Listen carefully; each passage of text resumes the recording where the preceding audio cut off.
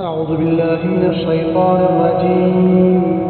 بسم الله الرحمن الرحيم.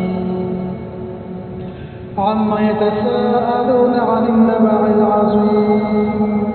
الذي هم فيه مختلفون. كلا سيعلمون ثم كلا سيعلمون. ألم نجعل الأرض مهادا والجبال أوطادا وخلقناكم أزواجا وجعلنا نومكم سباتا وجعلنا الليل لباسا وجعلنا النهار معاشا وبنينا فوقكم سبعا شدادا وجعلنا سراجا وهاجا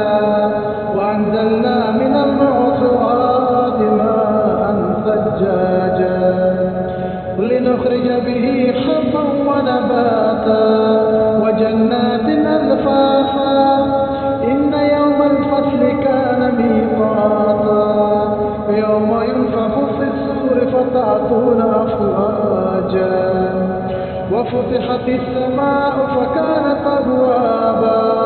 وسيرت الجبال فكانت سرابا إن جهنم كانت مرصادا للطاغين مآبا لابثين فيها أحقابا لا يذوقون فيها بردا ولا شرابا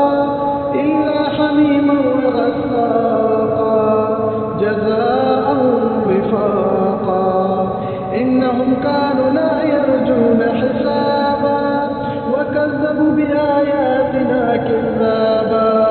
وكل شيء أحصيناه كتابا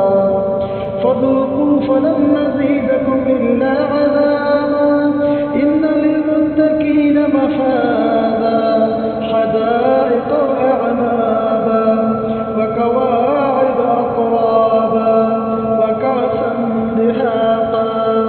لا يسمعون فيها لغوا ولا كذابا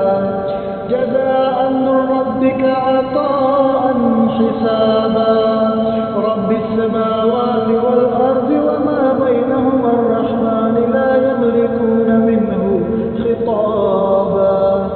يوم يقوم الروح والملائكة صفا لا يتكلمون إلا من أذن له الرحمن وقال صوابا ذلك اليوم الحق فمن شاء اتخذ إلى ربه مآبا إن أنذرناكم عذابا قريبا يوم ينظر المرء ما قدمت يداه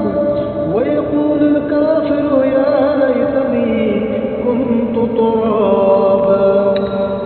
صدق الله العظيم.